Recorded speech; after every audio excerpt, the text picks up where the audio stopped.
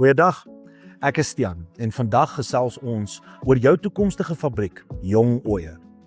Die grootmaak van vervangingsootjies het ten doel om te sorg dat hulle goed uitgroei en normaal sal ontwikkel, sodat hulle reeds op 'n vroeë ouderdom geslagsryp is en vir die optimale ontwikkeling van hulle leeftydproduksie vermoë. Navorsing het bewys dat 'n hoë teenoor 'n lae voedingspyl vanaf geboorte tot 14 maande ouderdom 'n verskil van 20% in lampersentasie oor die volgende 5 jaar tot gevolg gehad het in die volwasse ooi. Vir maksimum besetting van jong ooie moet hulle 'n kritieke liggaamsmassa met paring bereik.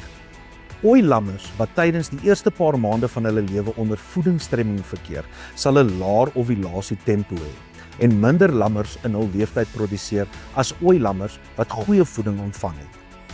Jong ooie wat die eerste 12 maande van hulle lewe goed gevoer is, skei meer eiselle met hulle eerste paring af, wat die persentasie tweelinge sal verhoog. Die toekomstige melkproduksievermoë van ooilammers kan nadelig beïnvloed word deur oorvoeding gedurende periode van geboorte tot 20 weke ouderdom. Met oorvoeding tot 20 weke ouderdom vind vetneerlegging in die eier plaas, wat die eierweefselontwikkeling en dus melkproduksiepotensiaal van die ooitjie verlaag. Na hierdie ouderdom kan die groeitempo verhoog word sonder enige nadelige invloed op toekomstige melkproduksievermoë. Weens hulle hoë voedingsbehoefte moet speenooi-lammers en jong ooie op die beste beskikbare weiding aangehou word.